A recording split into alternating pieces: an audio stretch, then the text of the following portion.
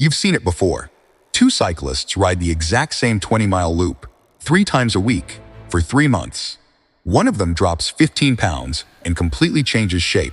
The other rides just as hard, just as often, on the exact same route, and barely moves the needle on the scale. Same bike, same road, same sweat. So what is actually different between them?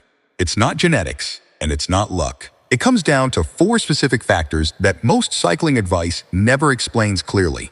And by the end of this video, you'll know exactly which one is holding you back and what to do about it. Welcome back. If you've been cycling for weight loss and the results haven't matched the effort, you are not broken, and you are not doing something bizarre wrong. Cycling is genuinely one of the best tools for fat loss because it's low impact, sustainable, and something people actually enjoy doing long term, which matters more than almost anything else. But cycling isn't one single variable. It's a bundle of decisions. How hard you ride, how often, how you eat around it, and how well you recover. And those decisions either stack in your favor or quietly cancel each other out. Today we're breaking down the 5 biggest factors that separate the riders who transform their bodies from the riders who spin their wheels, literally and figuratively.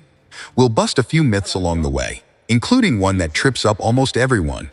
Let's get into it. Let's start with the least exciting but most important piece: energy balance. Weight loss, at its core, happens when your body consistently burns more energy than it takes in. Cycling helps on the burn more side of that equation. A moderate 1-hour ride can burn somewhere between 400 and 700 calories, depending on your weight, terrain, and effort. That sounds significant, and it is.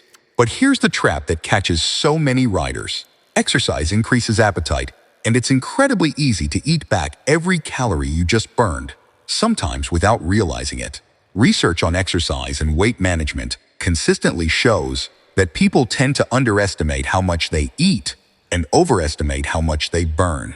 A single post-ride muffin or sports drink can undo 45 minutes of hard climbing in about 90 seconds of eating. This isn't a reason to obsess over every calorie. That kind of tracking anxiety isn't healthy or sustainable either.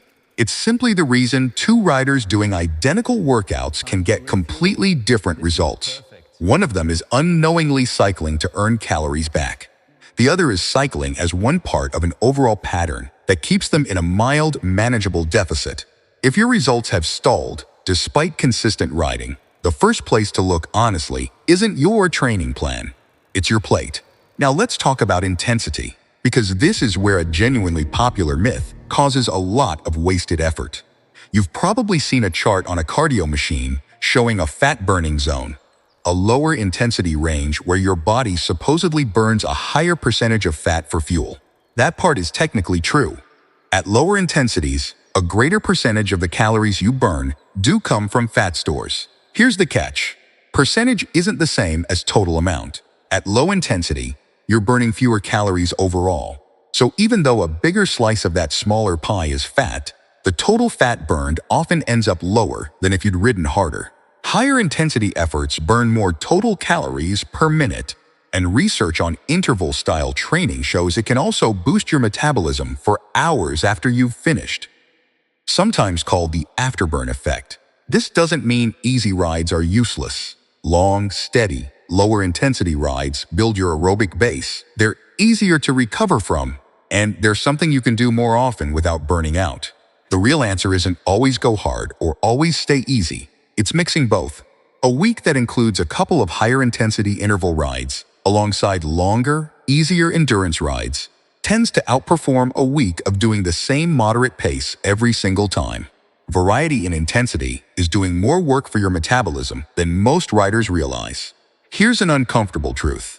The rider who does a mediocre 30-minute ride 4 times a week will almost always outperform the rider who does one brutal, soul-crushing 3-hour ride and then needs 5 days to recover. Weight loss isn't decided by your best workout. It's decided by your average week, repeated over months. This is where a lot of well-intentioned riders sabotage themselves. They go all in during week 1, riding hard every single day, and by week 2 they're so sore, so mentally fried, or so busy that they quit entirely for 10 days. That stop-start pattern is far worse for fat loss than a moderate, boring, sustainable routine because your body doesn't respond to what you did once. It responds to the pattern you repeat. Studies on exercise adherence consistently point to the same conclusion. The best exercise program is the one you'll actually still be doing in 6 months. If that means 3 manageable 30-minute rides a week instead of 1 heroic all-day effort, that's not a compromise. That's the smarter strategy. Consistency compounds. A single great ride barely shows up on the scale. 50 decent rides absolutely will. Quick pause. If this is helping connect some dots for you, hit subscribe and tap the notification bell because we break down the real science behind fitness and weight loss every single week without the hype. All right, back to it, because the next factor is one almost nobody talks about, and it might be the biggest one of all. If you're riding hard and eating reasonably well, but still not seeing results, recovery is often the missing piece. When you don't sleep enough or you're chronically stressed, your body produces more cortisol, a hormone that, at sustained high levels, is linked to increased appetite, fat storage around the midsection, and poorer recovery between rides. Riders who train hard but sleep 5 or 6 hours a night are essentially fighting themselves, putting in the effort during the day and undoing part of it at night. Poor recovery also shows up in subtler ways. When you're under-recovered, your rides feel harder than they should, so you unconsciously ease off the pace without realizing it, meaning the same route burns fewer calories than it used to. And chronic fatigue tends to increase cravings for quick energy foods, which are usually calorie-dense. This is why 2 riders on paper-identical training plans can diverge so much. One is sleeping 7 to 9 hours and managing stress, the other is running on fumes. Recovery isn't the reward for training. It's part of the training. Treating rest days, sleep, and stress management as optional is one of the most common reasons consistent effort doesn't translate into consistent results.